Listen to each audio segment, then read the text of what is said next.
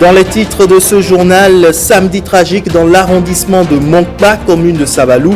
8 personnes, dont 2 agents de police, ont trouvé la mort dans des affrontements avec des fidèles d'un courant religieux ce 29 janvier 2022. À suivre dans ce journal les explications de la police républicaine.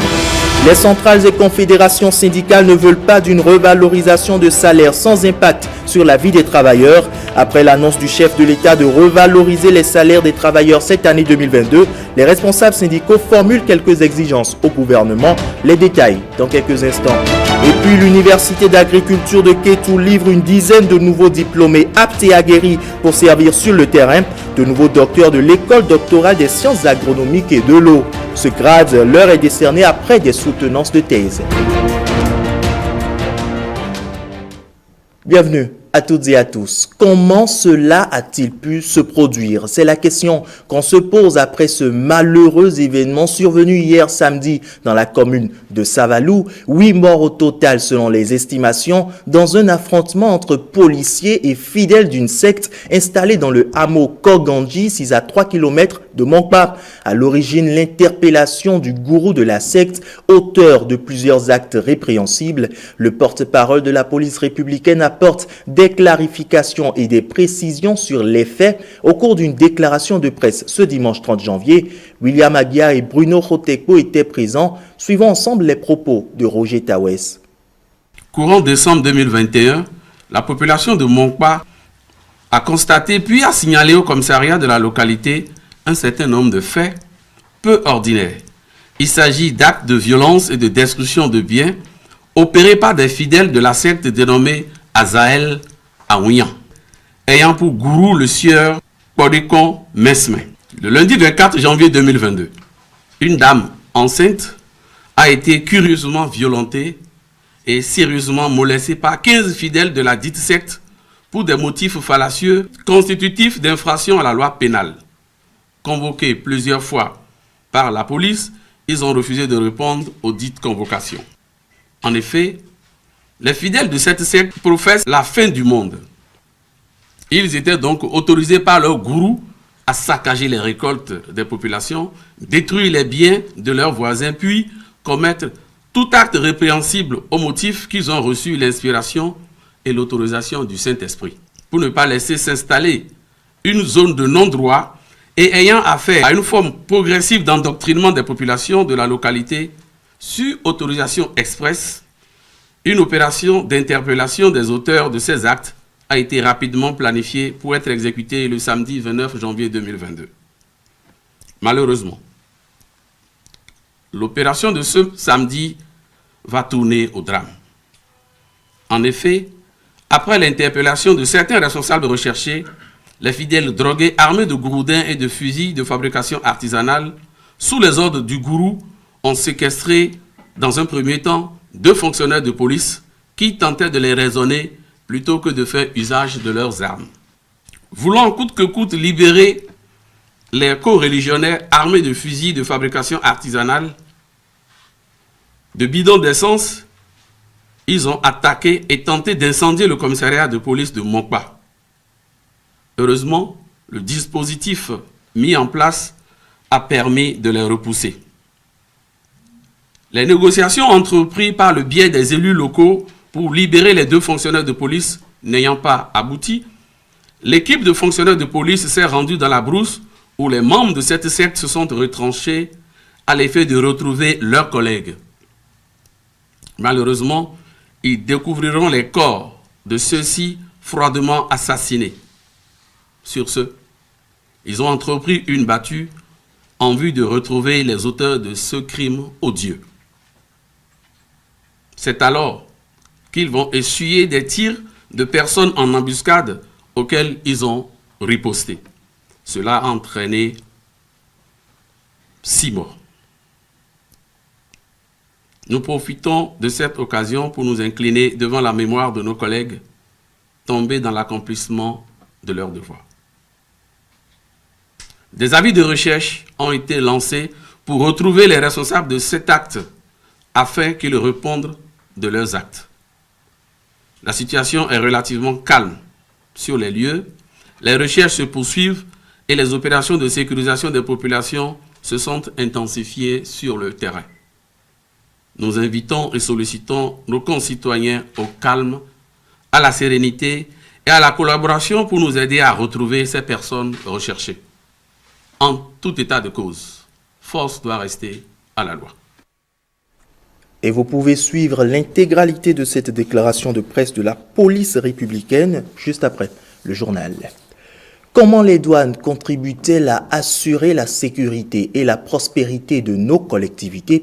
Le 26 janvier de chaque année, les efforts des hommes et des femmes qui travaillent dans les administrations douanières du monde entier sont mis en lumière. La journée mondiale des disciples de Saint-Matthieu, c'était mercredi dernier. La transformation digitale de l'ensemble de l'administration douanière est au cœur de la célébration à Cotonou cette année. Marcel Arrossi s'y est intéressé.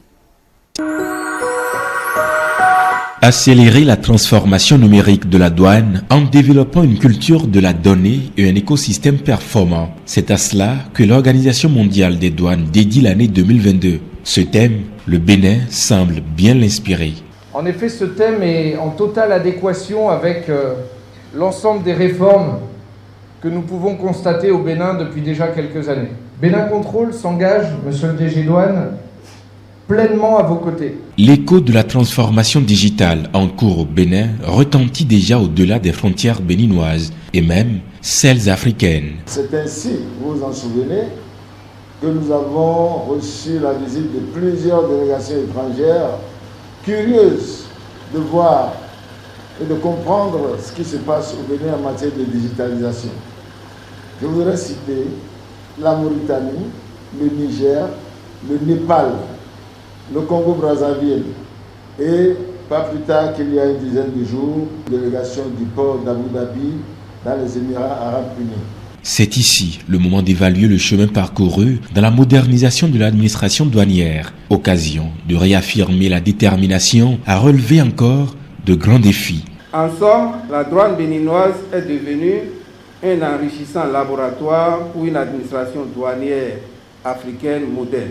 Ces 5 dernières années, le gouvernement de la République du Bénin a résolument engagé l'administration douanière dans des réformes qui visent la digitalisation des services et l'adoption de normes de gestion conformes aux meilleures pratiques observées sur le plan international. À fin décembre 2021, les recettes douanières collectées s'élèvent à 440 milliards 479 millions de francs CFA pour une prévision annuelle de 436 milliards, soit plus de 100% de taux de réalisation. Et d'une journée à une autre, la 4e édition de la Journée internationale de l'éducation est célébrée hier samedi à Porto Novo. Une célébration sur des recommandations visant à accompagner le gouvernement dans sa vision. Une causerie débat a réuni divers acteurs du secteur de l'éducation, tant du public que du privé, en présence de Firmin Bassao et Brice Rongbo. Une vision pour transformer l'éducation au Bénin. Cette causerie débat qui réunit experts et diverses compétences dans le domaine de l'éducation. C'est à l'occasion de la 4e édition de la Journée internationale de l'éducation célébrée en différé à Porto Novo. Face aux enjeux actuels de l'éducation, Reine Oussou Panou, l'initiatrice de l'événement, en collaboration avec la Fondation de l'Alliance et le Cercle d'expertise de formation, d'accompagnement social et d'éducation entendent apporter leur contribution dans la transformation positive de l'éducation au Bénin. Aujourd'hui, 617 millions d'enfants et d'adolescents ne savent ni lire ni effectuer des calculs simples. Moins de 40% des filles en Afrique subsaharienne achèvent à peine leur scolarité secondaire. Et près de 4 millions de jeunes sont des réfugiés. Face à ces inégalités criantes, doit-on continuer sur une voie non durable ou bien changer de cap? C'est cela l'initiative de ce jour. L'éducation est l'échelle de concrétisation de tous et de tous les autres besoins de l'homme. On s'éduque ou on doit être éduqué pour se nourrir, se loger, se vêtir et se soigner. À travers cette causerie débat, aux allures d'un mini-colloque sur l'éducation, Porto Novo se veut être le porte-flambeau d'une initiative dont les conclusions resteront longtemps gravées dans les annales de l'histoire. À l'occasion, Plusieurs acteurs de l'éducation se sont vus distingués. Et puis au terme des travaux de panel animés à l'occasion de cette journée, les participants ont formulé quelques recommandations. La substance est présentée ici par Claire Onsounou, porte-parole des participants.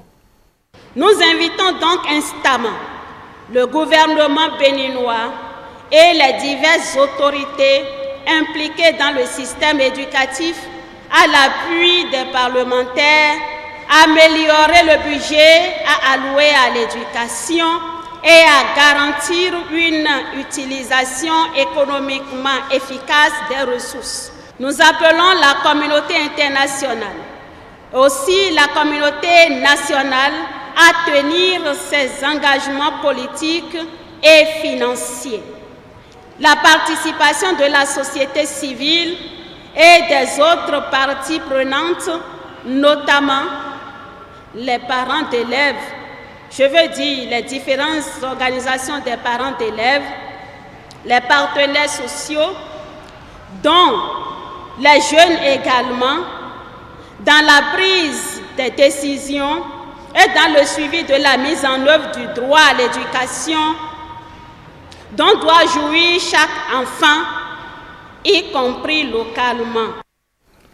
On s'intéresse à présent à cette nouvelle vague de docteurs sur le marché de l'emploi et de la recherche scientifique. Plus d'une dizaine de docteurs formés à l'école doctorale des sciences agronomiques et de l'eau soutiennent leur thèse de doctorat à l'université d'agriculture de Kétou. C'était jeudi dernier, un événement qui a connu la présence des acteurs du monde universitaire et de Firmin Bassao et Brice Rongbo. 22 doctorants au départ, ils ne sont plus que la moitié à l'arrivée. La toute première promotion de docteurs, entièrement formée à l'école doctorale des sciences agronomiques et de l'eau, créée au sein de l'Université nationale d'agriculture de Kétou il y a seulement 3 ans, tient ainsi le pari. Doctorantes et doctorants, si je compare notre école doctorale à une famille, je dirais que vous êtes les tout premiers bébés que nous ayons eu l'heureuse joie d'accueillir il y a quelques années.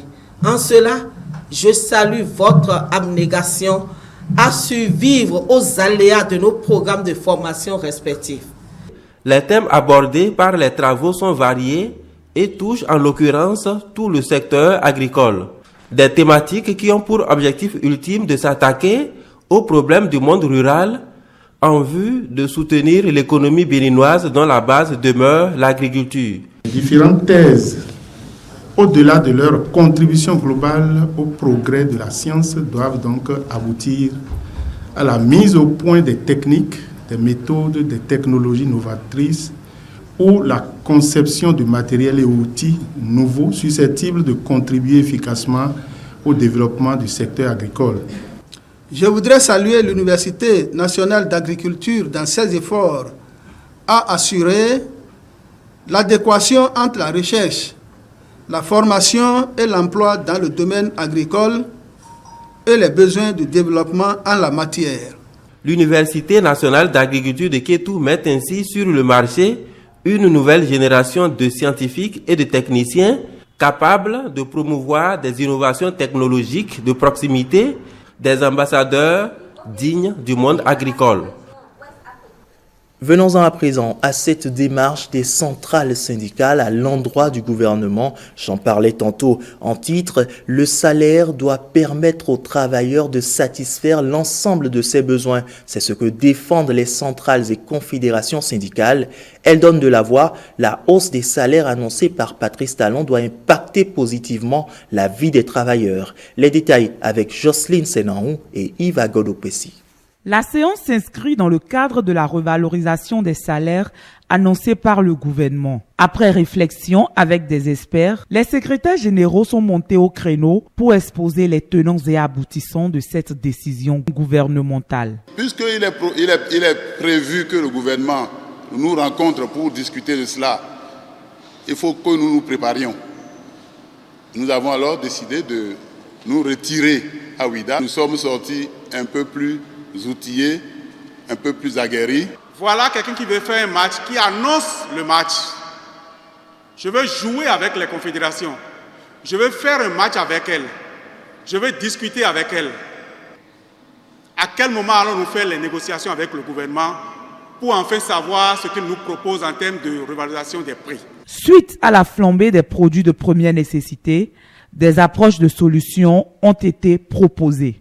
On doit faire en sorte que ça ne soit pas une menace aussi bien pour l'employeur que pour le travailleur. Les éléments doivent permettre de protéger le pouvoir d'achat. Et protéger le pouvoir d'achat, ça suppose que lorsqu'on a trouvé la clé pour faire évoluer le salaire, on doit trouver la clé pour contenir l'inflation. En attendant la rencontre prévue avec le gouvernement, les secrétaires généraux s'activent pour que les fruits tiennent la promesse des fleurs. En attendant, présentation de vœux à l'université d'Abomey-Calavi, c'était vendredi dernier à l'amphithéâtre Idriss Déby Itno. Enseignants, étudiants, personnel administratif, technique et de service ont fait le déplacement pour sacrifier à la tradition. Marcel Arrossi et Bernold Djogbe pour le compte-rendu. Cette rencontre, qui se veut toujours spéciale et exceptionnelle, se renouvelle pour un bilan effectif de l'année écoulée et les perspectives pour celle qui commence. Notre principale préoccupation concerne le contexte socio-économique tendu qui nous impose à la fois la vigilance et responsabilité. Soyons aimables et sincères et la main dans la main, nous ferons grandir davantage notre institution commune qu'est l'université d'Abomey-Calavi. Quant aux attentes et besoins exprimés par l'ensemble du personnel universitaire, la réponse ne tarde pas. Je puis vous assurer que je porterai à juste attente la considération et la bienveillance que les moyens et le mode de gouvernance actuel autorisent. Vous le savez en effet, le mandat de l'actuelle équipe électorale s'insère dans une dynamique particulière. Cette dynamique est caractérisée par un nouveau mode de gouvernance impulsé aux universités publiques du Bénin par leurs conseils d'administration respectifs. Nous amorçons aussi une ère de changement.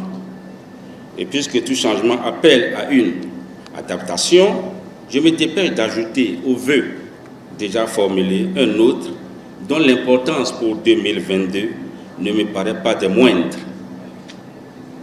Je nous souhaite à vous et à moi de développer une rapide et bonne aptitude à la résilience. Si ce dernier vœu se réalise, c'est que la motivation n'est pas perdue, la persévérance au service de la République non plus.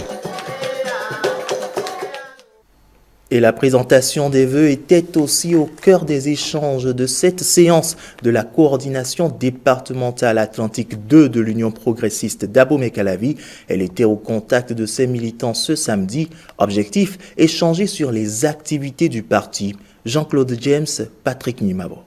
Il est temps de partir, il est grand temps. L'hymne du parti après l'hymne national, repris en chœur par les militants et une forte délégation de la coordination départementale Atlantique 2 de l'Union progressiste. C'est le ton de cette cérémonie de présentation de vœux qui est ainsi donné. Cette année 2022, que ce soit pour chacun de nous une année de bienséance. C'est une joie. Nous sommes entre députés, maires, adjoints au maire, CA, conseillers communaux, délégués, suppléants, leaders du parti, le réseau des femmes UP, tous nous sommes ensemble, pour œuvrer à l'enracinement de notre parti. À cette séance, le point de la distribution des cartes de membres a été fait et des préoccupations ont été exprimées. Erreurs sur les cartes, difficultés relatives à leur retrait, contributions financières pour l'établissement qui s'élève juste à 200 francs, et besoin de formation pour les jeunes. J'ai été franc avec les parents pour dire que les 200 francs que nous exigeons pour les cartes, c'est une contribution. Et nous voulons des militants engagés. Maintenant, pour les cartes qui arrivent erronées, où les gens reprennent, ça ne sort pas, nous avons pris l'engagement de mettre les bouchées doubles pour que tous ceux qui se sont enrôlés puissent avoir leurs cartes bien lisibles et bien exploitables. Avant de rallier à Bomé-Calavi, la délégation était à Soava et à Zé, car c'est ensemble qu'ils veulent maintenir le cap de nouvelles victoires, certainement. Tout un autre genre de cérémonie à présent, une cérémonie de remise de prix aux lauréats du projet Excellence d'Afra. Ce projet met en compétition des étudiants de la Faculté des sciences de la santé FSS sur divers sujets de médecine. Les temps forts de cette cérémonie avec Christelle Tongodo et Edmond Humbo. 14 finalistes ayant compéti dans 2 catégories, communication scientifique et génie médical. Ils sont gratifiés par la firme d'Afra Pharma. Ils repartent avec des chèques, des ordinateurs portatifs et plusieurs gadgets. Le grand merci ira à l'endroit du laboratoire d'Afra Pharma qui a pensé aux étudiants en médecine pour l'organisation de ce projet, puisque rares sont les événements qui viennent dans notre faculté pour promouvoir l'excellence. Le concours d'éloquence organisé par d'Afra Pharma a un but précis, célébrer l'excellence en milieu estudiantin. D'Afra Pharma a initié ce projet dans le but d'encourager la culture de l'excellence en milieu estudiantin. Et pour cette année, cette première édition, nous avons choisi de piloter ce projet avec les étudiants en médecine de la Faculté des sciences de santé de Cotonou. Nous avons développé la communication scientifique, nous avons développé aussi le génie médical qui débouche sur l'éloquence. Voir la faculté de nos jeunes frères, des étudiants, de pouvoir quand même prendre la parole et tenir devant le public, de pouvoir argumenter, puisque nous sommes dans le domaine de la science. D'Afra Pharma est une entreprise pharmaceutique européenne basée en Belgique. Elle est présente depuis 25 ans dans une trentaine de pays africains, dont le Bénin. Et une autre sport à présent. L'Espoir Football Club de Kalalé est sacré championne du tournoi de football Jeunesse et Solidarité. Pour cette 4e édition organisée par Adamou Mamasambo, les objectifs ont bel et bien été atteints. Patrick Ayadji. Un coup de tête décisif dans les dernières minutes de cette finale. Un but libérateur pour Espoir FC de Kalalé. Secoué en première période par l'équipe de l'arrondissement de Peyonga, les Noirs de Kalalé Centre ont eu le supplément d'âme nécessaire pour renverser 2-1 leur dernier client. Ils arrachent ainsi le trophée de cette 4e édition du tournoi de football Jeunesse Solidarité. On veut que la prochaine aussi, nous aussi, c'est-à-dire on va prendre pour nous. Ça n'allait pas, mais on a forcé pour surmonter, qui nous a donné la force pour qu'on puisse aggraver le score. Les objectifs sont atteints parce que tout s'est bien passé d'abord, parce que quand la jeunesse se réunit comme ça, parfois l'adrénaline monte un peu fort. Donc c'est une réjouissance complète. Et il y avait 20 équipes au départ. Nous sommes aujourd'hui arrivés avec les 2 finalistes, ce qui nous ragaillardit. C'est un jour de fête. C'est pour ça que vous voyez cette ambiance derrière nous. La jeunesse a été à rendez-vous. La population de Kalalé est au rendez-vous également. Nous ne pouvons que féliciter les 2 équipes qui nous ont fait montre d'un bon niveau de football et surtout de fair play entre ces deux-là. Le parrain de l'événement, tout en encourageant les efforts du gouvernement en matière d'infrastructures sportives, a plaidé pour l'érection d'un stade communal au profit de Kalalé. Et cet hommage à présent, hommage rendu à l'ancien international béninois et ancien joueur du mythique club des requins de l'Atlantique, Charles Arwandino. Il a rendu l'âme le 8 janvier dernier et avant son inhumation, sa famille sportive lui dit un dernier adieu. C'était au stade général Mathieu Kérikou, Blaise Adanko et François Zinsou pour le reportage. On retiendra surtout l'unique but marqué contre les Dragons de Lemay en finale de la Coupe du 30 novembre en 1981 au stade René Pleven dans un match qui a marqué plus d'un. Ce jour-là, il a fait se lever tout le stade René Pleven avec son but. Mais depuis le 7 janvier 2022, la mission de Adjovi Charles Arwandino alias Tadien est terminée sur terre. À l'heure de rendre hommage à l'ancien attaquant des requins de l'Atlantique des années 80, La salle a aussi fait son plein.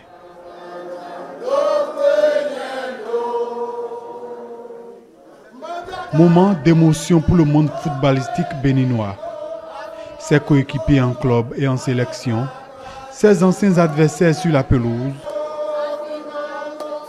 ses amis sportifs lui rendent un dernier hommage. Il y a tellement de bonnes choses, surtout les bonnes choses qu'on a vécues en équipe nationale, à une époque où il n'y avait pas de moyens. Tu as fait tes armes au sein des requins de l'Atlantique et de l'équipe de la Sobeba. Tu as aussi fait tes preuves en sélection nationale avec les écureuils du Bénin. Charles Awandinou est décédé à l'âge de 64 ans. L'ancien avant-centre des écureuils du Bénin a marqué les esprits sur le terrain, mais aussi en dehors. C'est lui qui œuvre pour que les joueurs du nord au sud se retrouvent n'importe où. C'est un phénomène.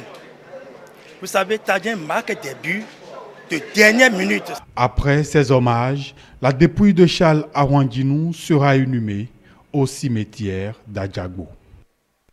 C'est l'heure à présent de l'hebdomadaire Tour du Web. Au menu de ce numéro, les nouveaux chiffres des usages d'Internet à travers le monde qui sont désormais connus. Ils ont été publiés dans un rapport. Les échos du Web nous amènent également au Cameroun et enfin dans les coulisses des photos à succès sur Instagram.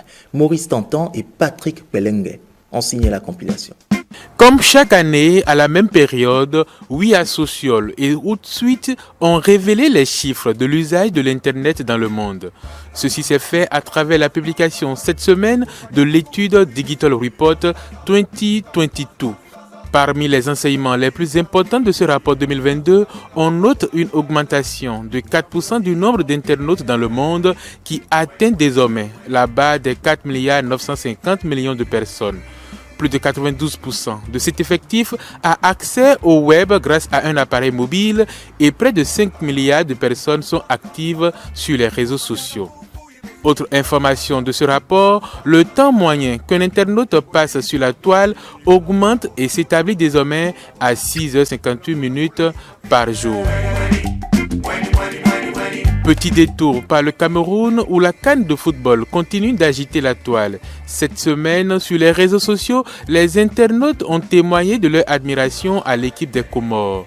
Bien que diminuée par de nombreux forfaits, la sélection comorienne a fait héroïquement face aux Lions indomptables du Cameroun avant d'être éliminée. Sur Facebook et sur Twitter, un seul mot est revenu très souvent pour saluer la performance des Selankat. Respect. Enfin, qu'est-ce qui fait le succès d'une photo sur Instagram ? Des chercheurs de l'Université d'État de Caroline du Nord aux États-Unis ont tenté de répondre à la question.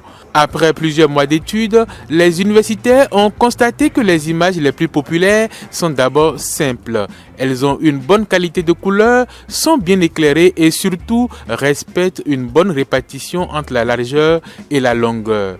À noter que pour en arriver à ces conclusions, les scientifiques ont travaillé sur un échantillon de 150 000 images.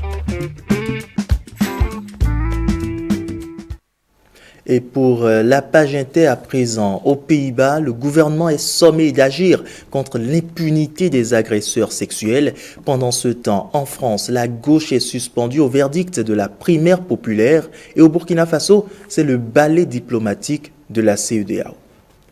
On s'achemine vers un balai diplomatique de la CEDEAO au Burkina Faso. Une mission ministérielle est attendue dans le pays ce lundi avant une nouvelle réunion des chefs d'État prévue jeudi qui décidera de l'adoption ou non de nouvelles sanctions contre la junte. Mais à Ouagadougou, l'organisation n'a pas bonne presse. La jurisprudence malienne est passée par là.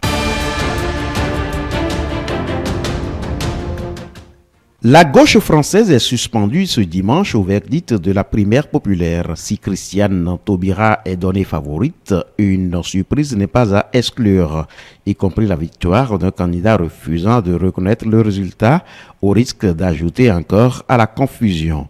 À la base, la primaire populaire avait un objectif simple, désigner un champion capable de réunir toute la gauche pour porter le fer à la présidentielle et pousser la porte du deuxième tour. Pour cela, cette initiative citoyenne a fini par sélectionner 7 candidats issus des différentes sensibilités de gauche, écologistes, socialistes et insoumises. Des centaines de personnes se sont rassemblées à Amsterdam samedi pour dire stop au harcèlement et aux violences sexuelles et dénoncer l'immobilisme des autorités sur cette question 5 ans après la naissance du mouvement MeToo. Les manifestants réclament l'entrée en vigueur dans les plus brefs délais d'une loi qui est déjà en préparation. La culpabilisation des victimes, cela doit changer. C'est l'auteur du crime qui est responsable. Ces choses arrivent tous les jours aux enfants, aux hommes et aux femmes. La nouvelle loi doit être avancée. Elle est prévue pour 2024, mais son entrée en vigueur doit être avancée. Cette mobilisation intervient après des révélations d'agressions sexuelles survenues au sein des équipes de la célèbre émission The Voice of Holland. Des candidats y ont subi des violences sexuelles de la part des coachs et des responsables du programme télévisé. Une vidéo diffusée sur YouTube recense plusieurs témoignages des femmes victimes de ces violences.